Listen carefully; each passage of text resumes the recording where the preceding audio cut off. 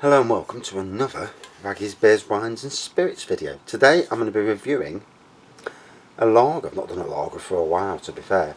PistonHead Kustom Lager.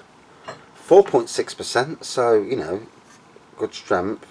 Custom brewed with a double clutch of Munchener malt and Pilsner malt injected with Spouter Select, Magnum and Pearl hops. Okay, they call it a lager beer, but then again, don't they all these days? Right, I'm going to pour this and I hope it doesn't piss out everywhere, because some of these,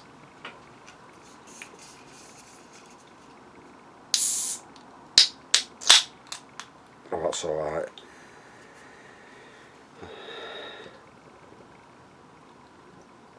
Brought, I think, from B&M Bargains. B&M or Home Bargains. I don't remember getting it from anywhere else. So, amber pour, white head, good carbonation and lacing.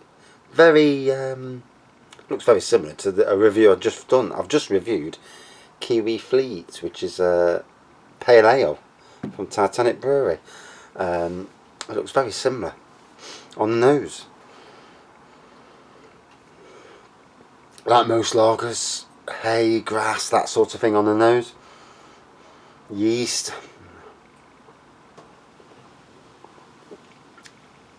Initial sweetness on the taste.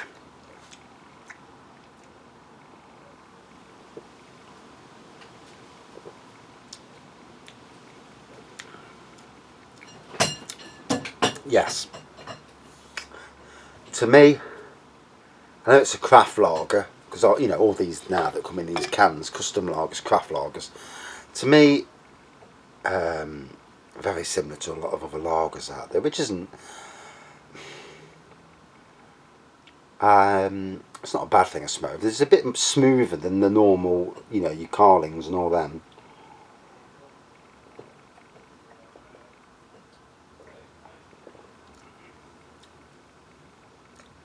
Yeah, quite a nice sweetness to it.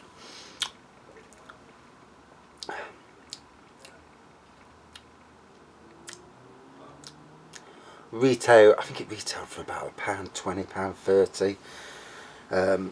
I've been out today actually and bought some more beers. Got a couple of beers from Tesco's that I've got for review purposes, and I found the first Halloween beer of the year from B&M Bargains, who really have ramped up.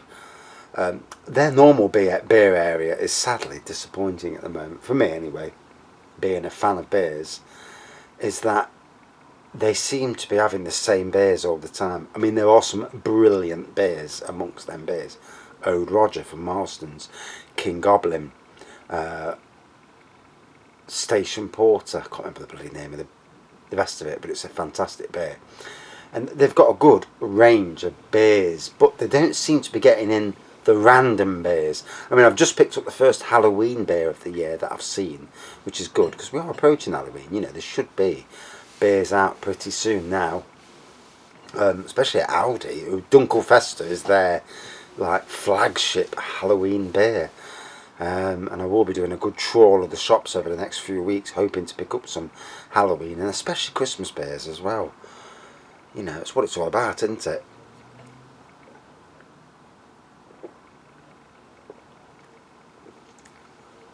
Today I've had to do a trawl through a lot of beers, checking dates, and got 7 beers that are out of date or coming to the end of the date. And you know, as a reviewer, I don't want to be reviewing beers that are out of date if I can help it. I mean, I don't really care, you know, but like anything, you know, they taste better when it's best before, hence best before. And so, but I'm also surprised at the sheer amount of beers I've got.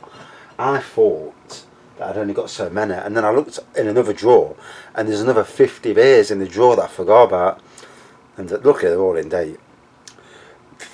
But the sheer amount of beers is frightening. I might have to tell the family to hold off on beers this Christmas, and not buy me any, you know, and let me get it down, you know. I mean, I do enough reviews, anything from 1 to 2 reviews a day, and you know, I've obviously amassed a fantastic amount, and a lot of beers I've never tried before, you know, so, you know, amazing. I looked on Ocado's website last night. I was trawling the websites, and I looked on Ocado's website, and there's over 100 quid's worth, and that's just first glance. 100 quid's worth of beers I've never ever tried, not reviewed or tried. And that's great, because you think to yourself, when they go around Sainsbury's, Tesco's, Asda and that, I run out of new stuff to review. I pick up what I can, what I think I haven't reviewed before. Sometimes I've already reviewed it, but... And then I go there and it's like, wow, you know. And then I looked on drinksupermarket.com, and you can buy single bottles from them, because I don't want to be buying crates of anything, you know, unless it's a, you know, a massively a beer that I really, really want, that's a good price, and I want to drink loads of, you know. But I'd rather brew my own beer and, you know, drink loads of that rather than, you know, which is going to be a lot cheaper in the long run anyway. And I went on Drink Supermarket, and again there's a good 40 or so different beers that I've never seen before, never tried before. So the amount of different beers out there is staggering, you know. And as a home brewer as well, the amount of beer kits out there is staggering. The world of beer is a fantastic world to be in. I know there's all the warnings about drinking too much, and, you know, but in life, you know, do we listen to all the warnings? Do we have to? You know, some people live to 105, they've drank, they've smoked, they've ate bacon, they've ate sausage, all their lives. They work down the pits, and they've still got to 105. And you think to yourself, okay. And then obviously some people die at a very young age, you know, through no fault of their own. And at my little boy's school, when he was 4, there was a young girl in his class, lovely young girl, 4-year-old. She had cancer, and luckily she beat it, you know. And the parents, you know, I really felt for the parents. It's heartbreaking. I mean, you would die yourself to stop them, you know. And yeah, absolutely heartbreaking. And you know, for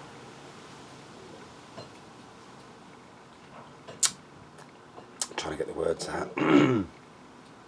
You know, the world we live in is an unfair world, isn't it? You know, and I do wonder sometimes, with the likes of cannabis oil, for one. Cannabis oil has saved a lot of people around the world. It's stopped cancer in a lot of people. It's killed cancer. And for anybody who's terminal cancer, why not just give them it? You know, if you can't beat it through normal means, use those means that are not normal to beat it. It's got to be the way, hasn't it? You know, if ever I come down with anything like that, I will get my bloody hands on the stuff, and even if I have to make it myself through whatever means, I will find a way. And you know, because obviously you've only got one life that you know of, anyway. At least we don't know anything. It's not like Harry Potter, where, you know, there might be a beyond. We don't know, do we? So you know, I would think that there is a beyond. I would think there is a place, you know, after life. You know, a place where you know, we go and it's all enjoyable. You'd think, anyway. You know, especially for people who've had horrible lives and had horrible stuff done to them, you know, you'd think there'd be a place where they can enjoy, you know. That's the hope, anyway. Or we are reborn. Our souls, you know, just float into somebody else. Strange. I mean, me personally, I'd like to be there for my family. I was on about it last night. And if you haven't watched Harry Potter films, you won't know what I'm talking about. But in the Harry Potter films, some people, they go into portraits on the wall, and the portraits can still talk to their family. Can you imagine that? Oof. Right, I'm going to start crying in a minute, so let me crack on with the beer.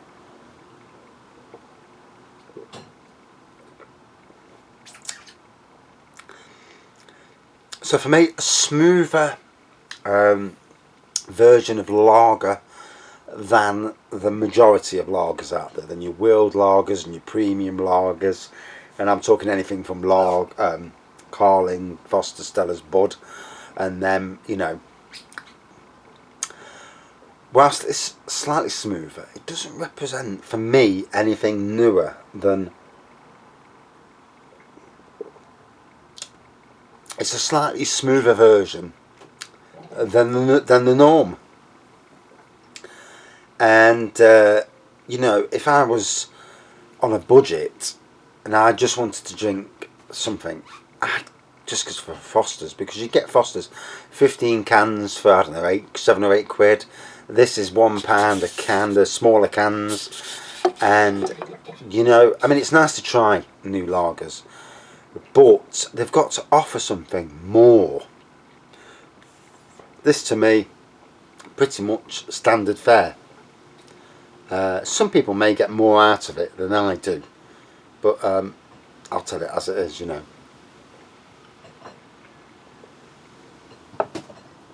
So, to break it down, amber pour, so slightly darker than the normal lagers, which are normally straw coloured. White head, lots of carbonation and lacing, hay and grass and that sort of thing on the nose, yeast. On the taste, same again. There's malts there, there's a sweetness there. Not overly sweet, but there is a sweetness, which goes from sweet to not so sweet, you know. For me, doesn't quite offer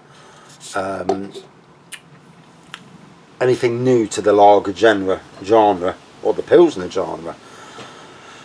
But it's nice enough as it is. It just doesn't offer anything particularly new. Out of 5 then,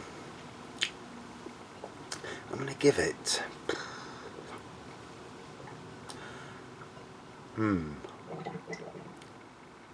about 3.8 out of 5. Yeah, that's about the right area. Yeah. So for me, craft lagers, if I was going to make my own craft lager, it needs to be something that other people haven't done, and maybe something bold that hasn't been done. Maybe a stouty lager. Can that be done? Does that break what a lager is? You know, I like lagers with taste, and I mean, one of the best lagers in the world, I think, is Peroni's Doppio Molto. My God, that lager is as good as most beers. It just is absolutely bloody awesome as a lager. So lagers can compete with real ales and beers, you know. Right, thanks for watching. See you soon.